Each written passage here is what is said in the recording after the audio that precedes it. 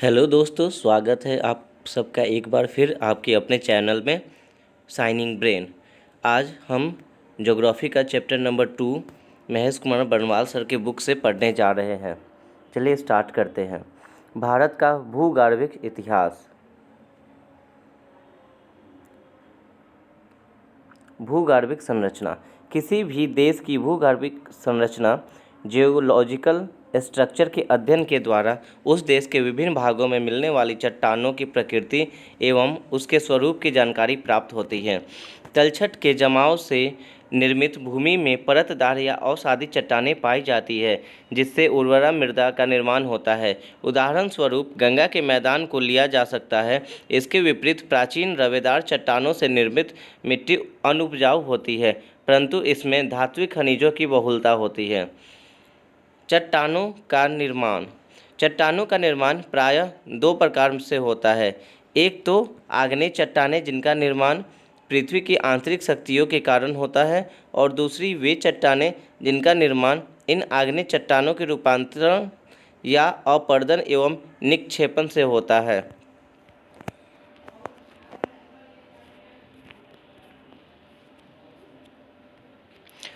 धात्विक खनिजों में लोहा, सोना, मैग्नीज आदि को शामिल किया जाता है। भारत की भूगर्भिक संरचना में प्राचीनतम और नवीनतम दोनों प्रकार की चट्टानें पाई जाती हैं। एक ओर प्रायद्वीपीय भारत में आर्कियन युग की प्राचीनतम चट्टानें पाई जाती है, तो दूसरी ओर मैदानी भागों में क्वाटरनरी युग की नवीनतम परतदार चट्टानों की बहुलता है। इन भूतत्वीय विशेषताओं के कारण भारत के तीन वृहद भाग हैं। एक, दक्षिण का प्रायद्वीपीय पठार, यह गोंडवाना लैंड का ही एक भाग है एवं भारत ही नहीं वरन विश्व का प्राचीनतम चट्टानों से निर्मित है। प्री कैम्ब्रियन काल के बाद से ही यह भाग कभी भी पूर्णतः समुद्र के नीचे नहीं गया। यह आर्कियन युग के आग्नेय चट्टानों से निर्मित है, जो अब नीस व शिस्ट के रूप में अत्यधिक रूपांतरित हो चुकी है। प्रायद्वीपीय भारत की संरचना में चट्टानों के निम्न क्रम मिलते हैं। भारतीय चट्टानों का वर्गीकरण। भारतीय चट्टानों को चार भाग में बांटा गया है। आद्य महाकल्प अथवा आर्कियन चट्टानें, 2 पुरान महाकल्प की चट्टानें, 3 द्राविडियन महाकल्प की चट्टानें, 4 आर्य महाकल्प की चट्टानें। आद्य महाकल्प की चट्टानें दो भाग में बांटे गए हैं, आर्कियन क्रम और धारवाड़ क्रम। पुरान महाकल्प की चट्टानें, इसमें कुरप्पा क्रम के आते हैं। कुरप्पा क्रम दो भाग में बांटे गए हैं, जिसमें निचली कुरप्पा और ऊपरी कुरप्पा। साथ में विंध्यन क्रम भी दो भाग में बांटे गए हैं, निम्न विंध्यन समूह, ऊपरी विंध्यन समूह। साथ में दिल्ली क्रम और हिमाचल क्रम। द्राविडियन महाकल्प की चट्टानें, ये कैम्ब्रियन, आर्डोविशियन, सिल्यूरियन, डिवोनियन, कार्बोनीफेरस तीन भाग में बांटा गया है, ऊपरी कार्बोनीफेरस, मध्य कार्बोनीफेरस और निचली कार्बोनीफेरस। आर्य महाकल्प की चट्टानें, इसमें गोंडवाना समूह आते हैं, जिसमें निचला गोंडवाना, मध्य गोंडवाना और ऊपरी गोंडवाना शामिल है। ऊपरी कार्बोनीफेरस ट्रियासिक समूह, जुरैसिक समूह, क्रीटैसियस समूह, डक्कन ट्रैप। तृतीय जीवकल्प टर्शियरी क्रम, इसमें इयोसीन क्रम, ओलिगोसीन तथा मियोसीन क्रम, निचला प्लायोसीन अथवा शिवालिक क्रम। साथ में चतुर्थ जीवकल्प क्वाटरनी क्रम में दो टाइप के होते हैं, प्लीस्टोनीसीन क्रम और आधुनिक अथवा होलोसीन क्रम। पेज नंबर 13, आर्कियन क्रम की चट्टानें। आर्कियन क्रम, आर्कियन सीरीज की चट्टानों का निर्माण तप्त पृथ्वी के ठंडा होने के फलस्वरूप हुआ है। यह प्राचीनतम चट्टानें हैं, अर्थात ये मूलभूत चट्टानें हैं। पृथ्वी के इतिहास का लगभग 86.7% भाग का निर्माण कैम्ब्रियन पूर्व काल आर्कियन युग में हुआ है। अत्यधिक रूपांतरण के कारण इनका मौलिक रूप नष्ट हो चुका है एवं इनमें जीवाश्मों का अभाव है। ये नीस एवं शिष्ट प्रकार की चट्टानें हैं। प्रायद्वीपीय भारत का 2/3 भाग आर्द्रकल्प आर्कियन चट्टानों से बना है। प्रायद्वीपीय भारत में आर्द्रकल्प चट्टानों के 3 रूप पूर्ण परिभाषित प्रकार मिलते हैं। 1 बंगाल नीस, 2 बुंदेलखंड नीस, 3 नीलगिरी नीस, जो सर्वाधिक प्राचीन है। आर्कियन चट्टानें भारत की खनिज संपदा का भंडार है। इन चट्टानों में लोहा, तांबा, मैंगनीज, अभ्रक, डोलोमाइट, सीसा, जस्ता, चांदी और सोना जैसी धात्विक और अधात्विक चट्टानों खनिजों की प्रचुरता है। ये चट्टानें मुख्यतः कर्नाटक, तमिलनाडु, आंध्र प्रदेश, मध्य प्रदेश, उड़ीसा, झारखंड के छोटा नागपुर पठार, दक्षिण पूर्व राजस्थान में पाई जाती है। महान हिमालय के गर्भ में रीढ़ की हड्डी के समान यह चट्टानें मौजूद हैं। यहाँ एक मैप में आर्कियन चट्टानें को दर्शाए गए हैं। धारवाड़ क्रम की चट्टानें। आर्कियन क्रम की चट्टानों के अपरदन एवं निक्षेपण के फलस्वरूप धारवाड़ सीरीज की चट्टानों का निर्माण हुआ है। ये प्राचीनतम परतदार चट्टानें हैं जो अत्यंत ही रूपांतरित एवं विरूपित हो चुकी है। अरावली पर्वत अरावली माउंटेन का निर्माण इसी क्रम की चट्टानों से हुआ है। यह विश्व का प्राचीनतम मूरदार पर्वत है। इस क्रम की चट्टानों का जन्म कर्नाटक के धारवाड़ व शिमोगा जिले में हुआ है। यह प्रायद्वीप व बाह्य प्रायद्वीप दोनों में पाई जाती है। धारवाड़ चट्टानें मूलतः 3 बिखरे हुए क्षेत्रों में पाई जाती है। 1 कर्नाटक के धारवाड़ एवं बेल्लारी जिलों में, जहां से इनका विस्तार तमिलनाडु के नीलगिरी तथा मदुरई जिले में पाया जाता है। 2 छोटा नागपुर के मध्य पूर्वी हिस्से, मेघालय पठार तथा निकिर पहाड़ियों में भी इसका विस्तार है। दिल्ली के अरावली रियोले श्रेणी, दिल्ली श्रेणी से लेकर अलवर तक तथा हिमाचल प्रदेश में भी यह चट्टानें पाई जाती है। धारवाड़ चट्टानें।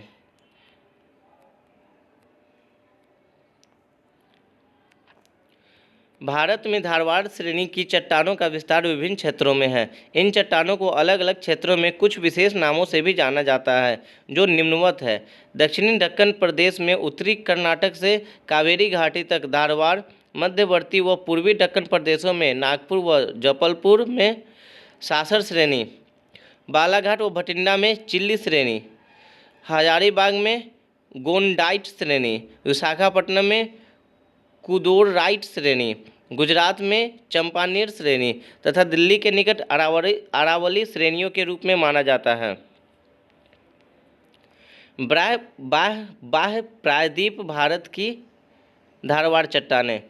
पश्चिमी हिमालय के लद्दाख, जास्कर, गढ़वाल व कुमायूं पर्वत श्रेणियों, हिमाचल प्रदेश में स्पीति घाटी के निकट वरैल श्रेणी एवं असम के पठारी भाग में शिलोंग श्रेणी के नाम से विस्तृत है। इस क्रम की चट्टानें आर्थिक दृष्टि से सर्वाधिक महत्वपूर्ण है। सभी प्रमुख धात्विक खनिज लोहा, सोना, मैंगनीज, तांबा, क्रोमियम आदि इन चट्टानों में पाए जाते हैं। कुरप्पा क्रम की चट्टानें। धारवाड़ क्रम की चट्टानों के अपरदन एवं निक्षेपण के फलस्वरूप कुरप्पा सीरीज की चट्टानों का निर्माण हुआ है। इस प्रकार की ये भी परतदार चट्टानें हैं। इनका रूपांतरण धारवाड़ चट्टानों की तुलना में कम हुआ है तथा इन चट्टानों में भी जीवाश्मों का अभाव है। हालांकि उस समय पृथ्वी पर जीवों का उद्भव हो चुका था। इन चट्टानों पर नामकरण आंध्र प्रदेश के कुरप्पा जिले के नाम पर हुआ, जहां अर्धचंद्राकार रूप में इसका विस्तार है। ये चट्टानें मुख्यतः आंध्र प्रदेश, मध्य प्रदेश, राजस्थान, तमिलनाडु एवं कर्नाटक के कुछ क्षेत्रों में पाई जाती है। कृष्णा श्रेणी, अन्नामलाई श्रेणी, पापाधानी श्रेणी, पूर्वी राजस्थान तथा उत्तरी मध्य प्रदेश एवं छत्तीसगढ़ क्षेत्र में इसका विस्तार है। राजस्थान की कुरप्पा चट्टानें दिल्ली श्रेणी के नाम से भी जानी जाती हैं। ये बलुआ पत्थर, चूना पत्थर, संगमरमर, एस्बेस्टस आदि के लिए प्रसिद्ध है। इस क्रम की कुछ चट्टानों में हीरे भी पाए जाते हैं। जैसे आंध्र प्रदेश के कुरप्पा जिले में सोने के प्रमाण मिले हैं। पूर्वी घाट पर्वत का निर्माण इसी क्रम की चट्टानों से हुआ है। कुरप्पा क्रम की चट्टानें ये मेनली रायपुर, हैदराबाद और चेन्नई में पाया जाता है।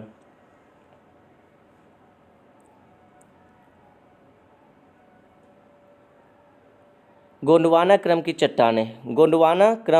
गोंडवाना सीरीज की चट्टानों का निर्माण ऊपरी कार्बोनिफेरस से जुरैसिक युग के मध्य हुआ।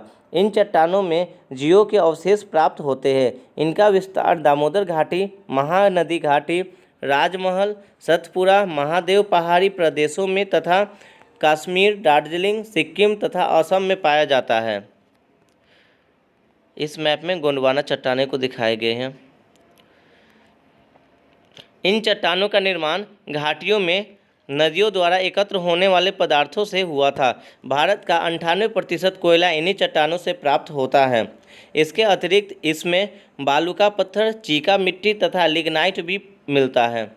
डक्कन ट्रैप।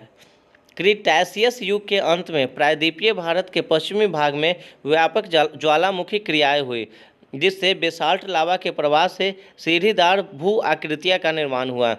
डक्कन ट्रैप का विस्तार महाराष्ट्र के अधिकांश भाग, गुजरात व दक्षिणी पश्चिमी मध्य प्रदेश में है। डक्कन ट्रैप शैलों से भवन व सड़क निर्माण होता है। यहाँ क्वार्ट्ज, बॉक्साइट तथा अर्धमूल्य पत्थर भी पाए जाते हैं। इसे ट्रैप कहने का कारण यह है कि लावा के प्रवाह के फलस्वरूप सीढ़ीनुमा स्थलाकृति का विकास हुआ है। यह संरचना बेसाल्ट एवं डोलोमाइट चट्टानों से निर्मित है। ये चट्टानें काफ़ी कठोर है। इन चट्टानों के विखंडन से ही काली मिट्टी का निर्माण हुआ है, जिसे कपासी मिट्टी या रेगूर के नाम से जाना जाता है। डक्कन ट्रैप इंदौर, मुंबई, गुजरात, राजमुंदरी। विंध्यन क्रम की चट्टानें। इनका नामकरण विंध्य पर्वत से हुआ है। गंगा के मैदान और दक्कन के पठार के बीच यह विभाजक रेखा बनाती है। विंध्यन प्रणाली विंध्यन सीरीज राजस्थान के चित्तौड़गढ़ से लेकर बिहार के सासाराम तक 1,03,600 वर्ग किलोमीटर में विस्तृत है। भांदर श्रेणी, विजवार श्रेणी तथा कैमूर श्रेणी विंध्यन क्रम के अंतर्गत आते हैं। इस मैप में विंध्यन क्रम की चट्टानों को दिखाया गया है। ये परतदार चट्टानें हैं जिनका निर्माण जल निक्षेपों द्वारा हुआ है। इसमें चूने का पत्थर, बलुआ पत्थर, चीनी मिट्टी, कॉपर क्ले आदि मिलते हैं। चूने का पत्थर सीमेंट उद्योग का आधार है, जबकि बलुआ पत्थरों से दिल्ली का लाल किला, मध्य प्रदेश के सांची स्तूप आदि का निर्माण हुआ था। पन्ना और गोलकोंडा की प्रसिद्ध हीरा की खानें विंध्यन क्रम में ही स्थित है। विंध्यन क्रम की चट्टानें सामान्यतः जीवाश्म विहीन होती है, किंतु कैमूर क्रम की चट्टानों के निचले भागों में कार्बनिक पदार्थों की उपस्थिति से वनस्पतिक जीवन के कुछ संकेत मिलते हैं। टर्शियरी क्रम की चट्टानें। टर्शियरी क्रम की चट्टानों का निर्माण इयोसीन युग से लेकर प्लायोसीन युग के बीच हुआ है। टर्शियरी शैलें मुख्यतः हिमाचल क्षेत्र में पाई जाती है। प्रायद्वीपीय भारत में ये केवल तटीय क्षेत्रों में सीमित है। इस क्रम की शैलों में पेट्रोलियम पदार्थ भी पाए जाते हैं। यह क्रम कश्मीर से कुमायूं क्षेत्र में विकसित रूप से पाया जाता है, जहां इसे लिंगांग क्रम के नाम से जाना जाता है। इस मैप में टर्शियरी चट्टानें दिखाई गई हैं। क्वार्टरनरी क्रम की चट्टानें। क्वार्टरनरी सीरीज की चट्टानों के अंतर्गत प्लीस्टोसीन तथा वर्तमान होलोसीन युगीन शैलें सम्मिलित है। प्लीस्टोसीन क्रम की शैलों का विस्तार कश्मीर घाटी, झेलम घाटी, गंगा, ब्रह्मपुत्र, नर्मदा, ताप्ती, महानदी, गोदावरी, कृष्णा की ऊपरी घाटियों में है। गंगा और सतलुज में से अतिरिक्त प्रायद्वीपीय नर्मदा, ताप्ती, महानदी, गोदावरी, कृष्णा, कावेरी आदि नदियों के मुहाने पर कांप के नवीन निक्षेप पाए जाते हैं। करेवा सरोवर निक्षेप है, जिसमें बादाम, अखरोट तथा जाफरान की खेती की जाती है। प्रायद्वीपीय पठार का महत्व। भौगोलिक तौर पर दक्कन का पठार लंबवत संचलन का उदाहरण रहा है एवं यहाँ अनेक जलप्रपात मिलते हैं, जिनसे यहाँ जल विद्युत उत्पादन संभव है। पठारी भागों पर अनेक प्राकृतिक गड्ढों के मिलने के कारण यहाँ तालाबों की अधिकता है, जिसमें सिंचाई व्यवस्था संभव हो पाती है। दक्कन के लावा पठार के अपरदन और अपक्षयन से उपजाऊ काली मिट्टी निर्मित हुई, जो कपास की खेती के लिए सर्वाधिक उपयुक्त है। पश्चिमी घाट के अधिक वर्षा वाले समतल उच्च भागों पर लैटेराइट मिट्टी का निर्माण हुआ, जिस पर मसालों, चाय आदि, कॉफ़ी आदि के खेती की जाती है। प्रायद्वीपीय पठार के शेष भागों की लाल मिट्टियों में मोटे अनाज, चावल, तंबाकू तथा सब्जियों की खेती की जाती है। पश्चिमी घाट के अत्यधिक वर्षा वाले प्रदेशों में सदाहरित वन मिलते हैं। यहाँ सौगान, देवदार, आबनूस, महोगनी, चंदन, बांस आदि आर्थिक दृष्टिकोण से उपयोगी वनों की लकड़ियाँ मिलती हैं। इस पठार के आंतरिक भागों में कम वर्षा वाले क्षेत्रों में घास भूमियाँ मिलती हैं, जिसके आधार पर पशुपालन संभव हो पाता है। प्रायद्वीपीय पठार भारत के खनिज संसाधनों के अधिकांश भाग की पूर्ति करता है। यहाँ की भूगर्भिक संरचना सोना, तांबा, लोहा, यूरेनियम, बॉक्साइट, कोयला, मैंगनीज आदि खनिजों में संपन्न है। छोटा नागपुर के पठार को भारत का रूर प्रदेश भी कहते हैं, क्योंकि यहाँ खनिज संसाधनों के विपुल भंडार हैं। इन्हीं खनिज संसाधनों के आधार पर यहाँ विभिन्न खनिज आधारित उद्योग धंधों की स्थापना संभव हो सकी है। पठारी भाग के तटीय भागों पर अनेक खाड़ियाँ और लैगून मिलते हैं, जहाँ बंदरगाह व पोताश्रय का निर्माण संभव हो सका है। 2. उत्तर की विशाल पर्वतमाला। भारत के उत्तर में हिमालय की विशाल पर्वत श्रृंखला अवस्थित है, जो भारत को कई प्रकार से लाभ पहुंचाती है। हिमालय भारतीय उपमहाद्वीप की प्राकृतिक एवं राजनीतिक सीमा बनाता है। इसकी भौगोलिक परिस्थिति के कारण ही भारतीय उपमहाद्वीप की शेष एशिया से अलग प्राकृतिक दशा बन सकी है। भारत की जलवायु को निर्धारित करने में इसकी महत्वपूर्ण भूमिका है। यह शीत ऋतु में आने वाली ठंडी ध्रुवीय हवाओं को भारतीय भूभाग पर आने से रोकता है, जिसके फलस्वरूप भारत इन ठंडी ध्रुवीय हवाओं के प्रकोप से बच जाता है। इसी प्रकार वर्षा काल में हिमालय मानसूनी हवाओं को रोककर भारतीय भूभाग में पर्याप्त वर्षा कराता है, जिस पर हमारी कृषि निर्भर है। हिमालय नदियों को वर्षा वाहिनी भी बनाए रखता है, क्योंकि हिमालय में हिम के पिघलने से नदियों में जल की आपूर्ति वर्ष भर होती रहती है। इन नदियों के वर्ष वाहिनी होने का कारण यह विभिन्न सिंचाई परियोजना संपन्न हो पाती है। उदाहरण के लिए सतलुज, यमुना, गंगा आदि नदियों से निकली कई नहरों को देखा जा सकता है। हिमालय की नदियाँ अपने साथ बड़ी मात्रा में अवसाद भी लाती है, जिनसे उपजाऊ जलोढ़ मैदानों का निर्माण होता है। हिमालय विविध संसाधनों के विकास का संभावित प्रदेश भी है। यहाँ कोबाल्ट, निकेल, जस्ता, तांबा, एंटीमनी, विस्मत जैसे धात्विक खनिज संसाधन हैं। इसकी जटिलता भूगर्भिक संरचना के कारण धात्विक खनिजों का खनन अभी संभव नहीं हो पा रहा है।